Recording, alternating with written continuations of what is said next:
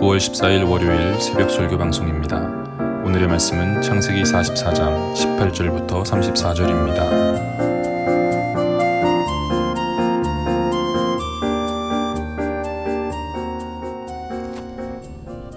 유다가 그에게 가까이 가서 이르되, 내 주여, 원하건대 당신의 종에게 내 주의 귀에 한 말씀을 아뢰게 하소서. 주의 종에게 노하지 마소서. 주는 바로와 같으심이니이다. 이전에 내 주께서 종들에게 물으시되 너희는 아버지가 있느냐 아우가 있느냐 하시기에 우리가 내 주께 아뢰되 우리에게 아버지가 있으니 노인이요 또 그가 노년에 얻은 아들 청년이 있으니 그의 형은 죽고 그의 어머니가 남긴 것은 그뿐이므로 그의 아버지가 그를 사랑하나이다 하였더니 주께서 또 종들에게 이르시되 그를 내게로 데리고 내려와서 내가 그를 보게 하라 하시기로 우리가 내 주께 말씀드리기를 그 아이는 그의 아버지를 떠나지 못할지니 떠나면 그의 아버지가 죽겠나이다. 주께서 또 주의 종들에게 말씀하시되 너희 막내 아우가 너희와 함께 내려오지 아니하면 너희가 다시 내 얼굴을 보지 못하리라 하시기로 우리가 주의 종 우리 아버지에게로 도로 올라가서 내 주의 말씀을 그에게 아뢰었나이다. 그 후에 우리 아버지가 다시 가서 곡물을 조금 사오라 하시기로 우리가 이르되 우리가 내려갈 수 없나이다. 우리 막내 아우가 함께 가면 내려가려니와 막내 아우가 우리와 함께 가지 아니하면 그 사람의 얼굴을 볼 수 없음이니이다. 주의 종 우리 아버지가 우리에게 이르되 너희도 알거니와 내 아내가 내게 두 아들을 낳았으나 하나는 내게서 나갔으므로 내가 말하기를 틀림없이 찢겨 죽었다 하고 내가 지금까지 그를 보지 못하거늘 너희가 이 아이도 내게서 데려가려 하니 만일 재해가 그 몸에 미치면 나의 흰머리를 슬퍼하며 스몰로 내려가게 하리라 하니 아버지의 생명과 아이의 생명이 서로 하나로 묶여 있거늘 이제 내가 주의 종 우리 아버지에게 돌아갈 때에 아이가 우리와 함께 가지 아니하면 아버지가 아이의 없음을 보고 죽으리니 이같이 되면 종들이 주의 종 우리 아버지가 흰머리로 슬퍼하며 스올로 내려가게 함이니이다. 주의 종이 내 아버지에게 아이를 담보하기를 내가 이를 아버지께로 데리고 돌아오지 아니하면 영영히 아버지께 죄짐을 지리이다 하였사오니 이제 주의 종으로 그 아이를 대신하여 머물러 있어 내 주의 종이 되게 하시고 그 아이는 그의 형제들과 함께 올려보내소서. 그 아이가 나와 함께 가지 아니하면 내가 어찌 내 아버지에게로 올라갈 수 있으리까? 두렵건대 재해가 내 아버지에게 미침을 보리이다. 샬롬, 좋은 아침입니다. 오늘 하루도 샬롬의 은혜가 우리 성도들에게 넘쳐나시기를 간절히 축복합니다. 월요일은 평소보다 어깨가 무겁고 좀처럼 기운이 나지 않는 그런 날이라고 하잖아요. 하지만 예수님을 나의 왕으로 모시고 살아가는 우리들은 나의 힘으로 살지 않고 주님의 힘으로 사는 것입니다. 예수 이름의 그 능력으로 살아간다는 것입니다. 그런데 우리 주님은 언제나 동일하신 분이거든요. 히브리서 13장 8절에서 말했습니다. 예수 그리스도는 어제나 오늘이나 영원토록 동일하시니라. 월요일이라고 주님의 능력이 약해지는 게 아니라는 겁니다. 그러므로 오늘도 나의 힘이 되어주시는 주님만 의지하시고 말씀으로 은혜 받으시기 바랍니다. 요셉도 그렇게 살았습니다. 말도 안 통하는 외국으로 팔려가서 노예로 살았습니다. 그러다가 죄수로 살았습니다. 주위를 둘러보면 내가 의지할 게 하나도 없었고요. 나의 힘으로 할 수 있는 게 아무것도 없었습니다. 그래서 하늘만 보고 사는 거예요. 하늘 위에 계시는 주님만 의지하고 주님의 힘으로 살았던 것입니다. 제가 참 좋아하는 찬양이 있습니다. 하늘 위에 주님밖에 내가 사모할 자 이 세상에 없네. 내 마음과 힘은 믿을 수 없네. 오직 한 가지 그 진리를 믿네. 주는 나의 힘이요 주는 나의 힘이요 주는 나의 힘이요 영원히 주를 의지하리 영원히. 사랑하는 우리 성도들께서 하늘을 보면서 하늘의 힘으로 사시기를 바랍니다. 주님만이 나의 힘이 되신다는 사실을 믿으시고 주님만을 의지하며 사시기를 간절히 축복합니다. 이 찬양을 요셉은 당연히 몰랐겠죠. 그러나 이 찬양의 고백으로 살았던 것은 분명합니다. 그래서 요셉은 누가 봐도 하나님의 영으로 감동된 사람이었고 하나님이 함께하는 사람이었고 형통하는 사람이었습니다. 지금도 요셉은 하나님의 영에 감동된 상태로 애굽을 찾아온 그 형님들에게 이런저런 요구를 하고 있습니다. 요셉의 테스트로 볼 수도 있겠지만은 어디까지나 하나님께서 행하시는 훈련의 과정들입니다. 결국 그 가족들을 애굽 땅으로 이주시켜야 했거든요. 그리고 애굽 땅에서 이스라엘의 자손들이 번성해야 했습니다. 하나님의 약속이었습니다. 그런데 그 축복을 하나님이 그냥 주시는 게 아닙니다. 받을 준비가 필요하다는 거죠. 훈련이 필요합니다. 요셉도 애굽 땅에서 13년 동안 훈련의 시기를 보냈습니다. 바로의 꿈대로 정말 풍년이 찾아왔죠. 7년 동안 그 풍년을 지내면서 이제 곧 다가올 흉년의 시기를 준비했습니다. 결국 흉년이 시작되었고 벌써 2년의 세월이 흘러갔어요. 아무런 준비를 하지 않은 민족과 백성들은 2년간의 흉년을 버틸 수가 없었습니다. 그래서 가나안 땅에 있는 요셉의 형제들도 애굽으로 양식을 사러 왔던 것이죠. 요셉도 지금까지 훈련의 시기를 거치면서 애굽의 총리가 되었고 애굽 백성을 살려내는 것은 물론이요 자기의 형제들과 아버지까지 전부 살려낼 것입니다. 그 축복의 시간에 앞서서 하나님은 야곱과 그의 아들들에게 필요한 훈련의 시간을 주시는 겁니다. 그들에게 필요한 것은 하나님을 생각하는 거였습니다. 하나님을 생각하면서 나의 죄를 회개하는 거예요. 나에게 필요한 양식을 하나님께 구하는 거예요. 하나님을 생각하면서 나의 형제를 사랑해야 하는 것이고 아들들을 동일하게 사랑해야 하는 겁니다. 과거의 상처도 잊어야 하고요. 내가 집착하고 있는 사람으로부터 자유함을 얻어야 했습니다. 하나님께 온전히 맡길 수 있는 믿음도 있어야 합니다. 거짓말하는 그런 습관도 버려야 되고요. 약속도 잘 지킬 수 있어야 합니다. 아버지의 마음을 아프게 하거나 무시하는 게 아니라 아버지의 마음을 헤아릴 줄도 알아야 했습니다.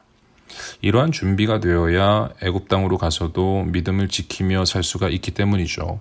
우상이 가득한 땅이고 유혹이 많은 곳입니다. 준비 없이 들어갔다가는 오히려 망해버릴 수도 있는 곳입니다. 그래서 하나님은 준비를 시키는 겁니다. 결국 요셉의 형들은 자기들의 죄를 후회하며 회개하기도 했고요. 요셉의 아버지 야곱도 이스라엘답게 하나님을 의지하게 되었습니다.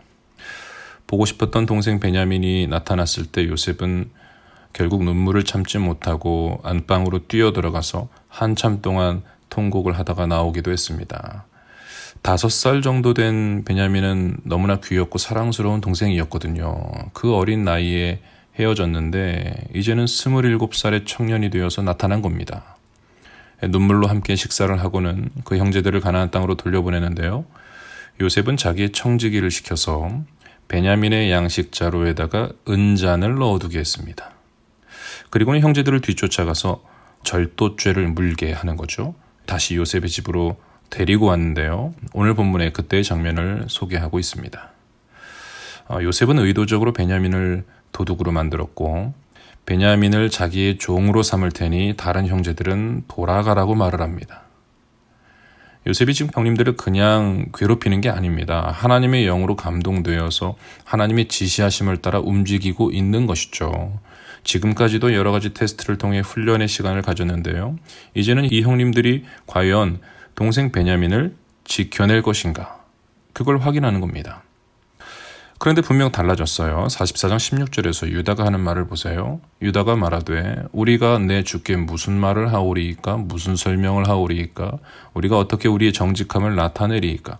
하나님이 종들의 죄악을 찾아내셨으니 우리와 이 잔이 발견된 자가 다 내 주의 노예가 되겠나이다. 하나님께서 종들의 죄악을 찾아내셨다는 말을 하죠. 은연중에 자기들의 가슴속에 담아놓았던 20여 년 전에 지었던 그 죄악, 그것을 하나님께서 결국에 찾아내셔서 지금 이러한 이해가 잘 되지 않는 나름대로 억울한 그런 고통을 당하고 있는 것이 아니겠는가, 우리가 지금 죄값을 치르고 있는 것이 아니겠는가 하는 고백을 회개의 마음을 담아서 하고 있는 겁니다. 그러면서 지금 형제들이 책임을 다 같이 지겠다고 말을 하잖아요. 그냥 그 은잔이 발견된 사람 베냐민만 종으로 남겨두면 되는 거였습니다. 22년 전에는 요셉을 죽게 하지 말고 돈을 받고 팔아버리는 게 남는 장사 아니겠냐, 그런 건의를 했던 사람이 바로 이 유다입니다. 그런데 지금의 유다는 그때와는 달라요.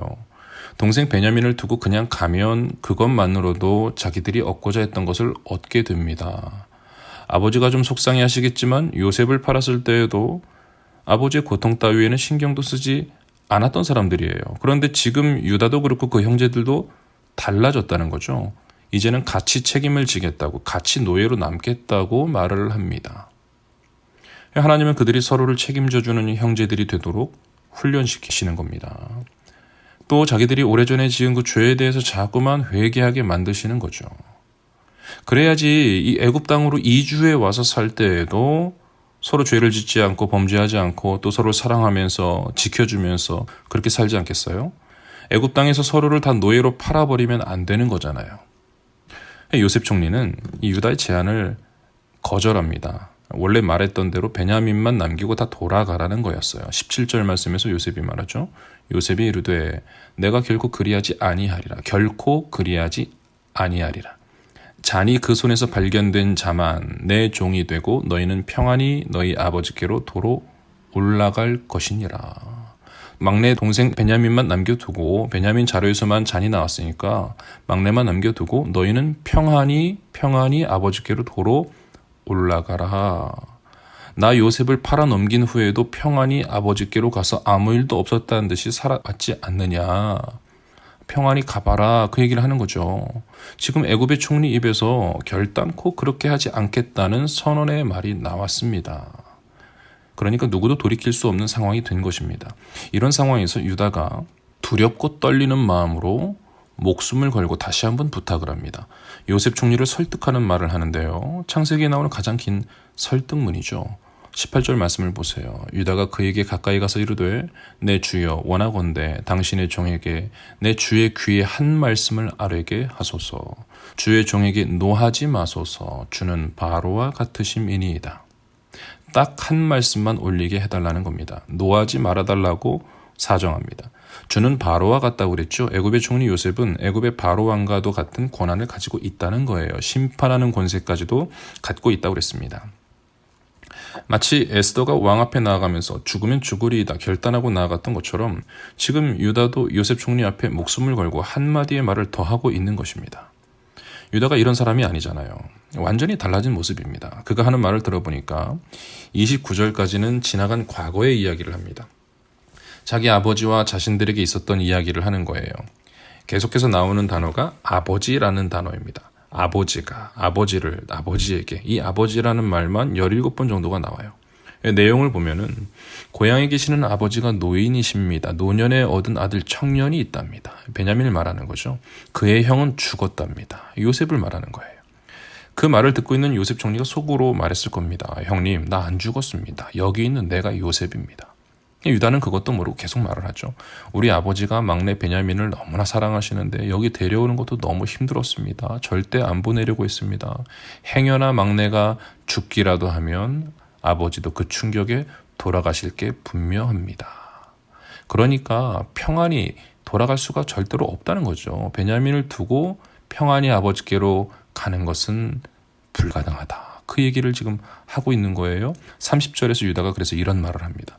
아버지의 생명과 아이의 생명이 서로 하나로 묶여 있거늘. 아버지와 막내 베냐민의 생명이 하나로 묶여 있다고 말했습니다. 그 말은 그의 형 요셉도 아버지와 생명이 하나로 묶여 있었다는 말입니다. 아버지 야곱이 지금까지도 요셉을 잊지 못하고 그리워하고 아파하고 있다는 말을 앞에서 했거든요. 요셉도 몰랐습니다. 아직도 아버지가 그렇게 힘들어하셨는지를 몰랐죠. 다들 자기를 잊어버린 채 잘 살고 있을 거라고 생각했습니다. 그런데 생명이 서로 하나로 묶여 있다는 말을 유다가 지금 하는 거예요. 그 말을 듣는 요셉의 마음이 흔들렸습니다. 마음이 뜨거워지는 겁니다. 아버지 생각에 울컥거리기 시작했습니다. 유다는 계속 말을 합니다. 그래서 막내 베냐민을 두고 갈 수가 없다는 거예요. 그러면서 참으로 놀라운 제안을 하는데요. 막내 베냐민 대신 자기가 남게 해달라는 거였습니다. 유다는 자기가 남아서 노예로 평생을 살다 죽을 테니 우리 막내 동생 베냐민은 아버지가 계신 집으로 제발 보내달라는 것입니다. 막내를 보내지 않으면 우리 아버지가 돌아가신다는 거죠. 안 그래도 요셉이 사라졌을 때부터 그 충격으로 아버지가 힘들어하셨는데 우리 아버지 돌아가시면 안 된다는 겁니다. 요셉을 팔아버리자고 말했던 게 바로 나 유다인데 동생 베냐민까지도 여기에 두고 간다면 그 죄를 자기가 어찌 감당하겠냐는 것이죠. 33절과 34절 말씀을 볼까요? 이제 주의 종으로 그 아이를 대신하여 머물러 있어 내 주의 종이 되게 하시고 그 아이는 그의 형제들과 함께 올려보내소서. 그 아이가 나와 함께 가지 아니하면 내가 어찌 내 아버지에게로 올라갈 수 있으리까. 두렵건대 제 해가 내 아버지에게 미침을 보리이다. 지금 막내 동생 베냐민을 살려내려고 목숨을 걸고 하는 말이었습니다. 유다 형님이 하는 말을 듣고 있던 요셉은요, 감정을 주체할 수가 없었습니다. 하나님께 너무나 감사했을 거예요. 속으로 계속 기도했을 거예요. 하나님 감사합니다. 하나님 감사합니다. 요셉은 22년 전 그 구덩이 안에 던져진 상태로 형님들이 하는 이야기를 들었습니다. 그때 유다 형님이 그랬거든요. 그래도 저 요셉이 우리 동생이고 혈육인데 죽이지는 말자. 죽여봤자 유익할 게 뭐가 있냐. 차라리 이스마엘 사람들에게 팔아서 그 돈이라도 챙기자. 요셉은 생생하게 기억하고 있었습니다. 그날도 얼마나 마음이 아팠는지 모릅니다. 이건 유다 형님을 원망해야 하는 건지 고마워해야 하는 건지 잘 몰랐어요. 형님들 손에 죽을 뻔했는데 죽지 않게 해줬으니까 고마워해야 하나? 아니면 돈을 받고 나를 팔아버렸으니까 원망을 해야 하는 건가? 이 복잡한 생각을 하기도 전에 사실 요셉은 형님들이 너무나 보고 싶었습니다. 차라리 나를 죽이지 왜 나를 팔았을까 하는 생각이 들 때도 있었겠죠. 죽어서라도 아버지 곁에 형님들 곁에 있는 게 더 좋았겠다 그런 생각도 했을 겁니다. 하지만 그때마다 하나님의 위로가 있었고 하나님의 계획과 섭리라는 것을 깨닫고는 지금까지 하늘만 보고 살아왔던 거예요. 그런데 바로 그 유다 형님이 지금 하는 말을 보세요. 자기가 대신 노예로 살겠다는 겁니다. 요셉을 팔아버린 것도 후회스러운데 베냐민은 꼭 지켜내겠답니다. 옛날에는 아버지의 마음을 찢어지게 했던 나였지만 이제는 우리 아버지를 지켜드려야 하겠답니다. 옛날에는 요셉의 옷을 다 벗겨버렸던 유다 형님인데 지금은 자기 스스로 자기 옷을 찢어버린 채 요셉 앞에 나타났습니다. 그리고는 제발 우리 막내와 우리 아버지를 살려달라고 빌고 있는 거예요. 요셉 총리 앞에 엎드려서 고개도 들지 못한 채 그러고 있는 거예요. 다른 형제들은 말없이 유다가 하는 말을 듣고 있습니다. 그들의 옷도 이미 찢겨져 있었습니다. 요셉 눈에는요, 그런 형님들의 모습이 정말 형님들이 자기한테 사과하는 것처럼 보였습니다. 요셉아, 22년 전에 네 옷을 다 벗겨버렸던 거 미안하구나. 구덩이에 던져버린 것도 미안하구나. 그때 널 팔아버린 것도 미안하구나. 그때 아버지가 너무너무 힘들어하셨는데 베냐민은 아버지에게로 보내주면 좋겠구나. 요셉은 더 이상 참을 수가 없었습니다. 눈물샘이 터지고 말았죠. 다들 물러가라고 소리 질러서 겨우 신하들을 내보내고는 대성통곡을 하기 시작합니다. 형님들, 내가 바로 요셉입니다. 얼마나 크게 울었는지요. 얼마나 한참을 울었는지요. 왕궁 사람들이 다 들어버렸습니다. 하늘에서 내려다보시는 우리 하나님도 같이 우셨을 겁니다. 유다가 하는 말을 예수님도 하셨거든요. 아버지여, 내가 대신 죽겠습니다. 내가 대신 골고다 언덕 십자가로 올라가겠습니다.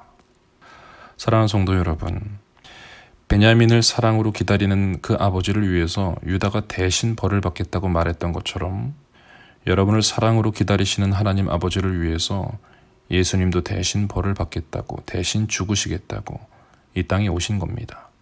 그 은혜와 사랑을 기억하면서 오늘도 기도하시기 바랍니다. 하늘의 복을 받을 준비된 성도 되게 해달라고 기도하세요. 요셉의 형제들처럼 하나님은 우리를 훈련시키십니다. 우리가 지금은 나그네 되어도 하늘의 복을 받게 됩니다. 그 날을 준비하면서 회개하는 사람, 사랑하는 사람, 형제자매를 책임져주는 사람, 용서하는 사람, 내가 대신 손해보고 내가 대신 책임져주는 그런 주의 성도 되게 해달라고 이 아침에 기도하시기 바랍니다. 또 한 가지는요, 나를 위해 대신 죽으신 예수님의 사랑을 기억하면서 슬픔을 참고 하나님을 생각하게 해달라고 기도하시기를 바라요. 요셉도 고통스러운 세월을 살았지만 늘 하나님을 생각하면서 그 모든 슬픔을 참아냈습니다. 그러다가 오늘 보고 싶은 형님들을 만나게 되었고 이제 곧 아버지 이스라엘도 만나게 될 것입니다. 우리도 요셉처럼 고통스러운 나그네 인생을 살고 있습니다. 요셉만큼이나 나름대로 힘든 상처와 아픔과 고통을 가지고 살아가고 있을 겁니다. 하지만 요셉만큼이나 하나님을 사랑하면서 모든 슬픔을 참고 하늘을 보며 힘을 내는 우리 성도님들 되시기를 주님의 이름으로 간절히 축복합니다. 기도합시다. 하나님 아버지, 연약한 우리를 주님의 자녀로 불러주시고 하늘의 복을 예비하여 주시니 감사합니다. 깨끗한 그릇으로 준비되기를 원합니다. 넘치도록 부어주시는 하늘의 복을 받아낼 수 있는 준비된 성도 되기를 원하오니 나그네로 살아가는 훈련의 세월을 잘 견디게 하시고 날마다 하나님을 생각하며 모든 인생의 슬픔을 잘 참게 하여 주옵소서. 주님 원하시는 거룩한 성도, 사랑이 많은 성도, 죄를 회개하는 성도 되게 하시고 북부산 신앙 공동체 안에서 서로를 책임져주고 대신 짐을 져줄 수 있는 우리 모두가 되게 하여 주옵소서. 오늘 하루를 사는 동안에도 하나님의 돌보심과 보호하심이 사랑 우리 모든 성도들에게 넘쳐나기를 간절히 간구하오며 거룩하신 예수님의 이름으로 기도드립니다. 아멘. 하늘 위에 주님밖에 내가 사모할 자 이 세상에 없네. 내 맘과 힘을 믿을 수 없네. 오직 한 가지 그 진리를 믿네. 주는 나의 힘이요, 주는 나의 힘이요, 주는 나의 힘이요. 영원히 주를 의지하리. 주는 나의 힘이요, 주는 나의 힘이요, 주는 나의 힘이요. 영원히 주를 의지하리. 영원히.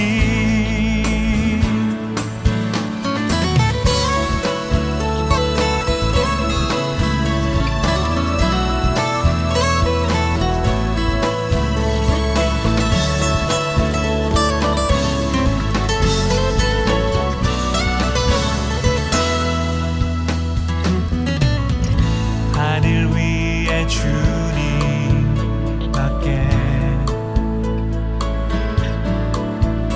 내가 사모할 자 이 세상에 없네.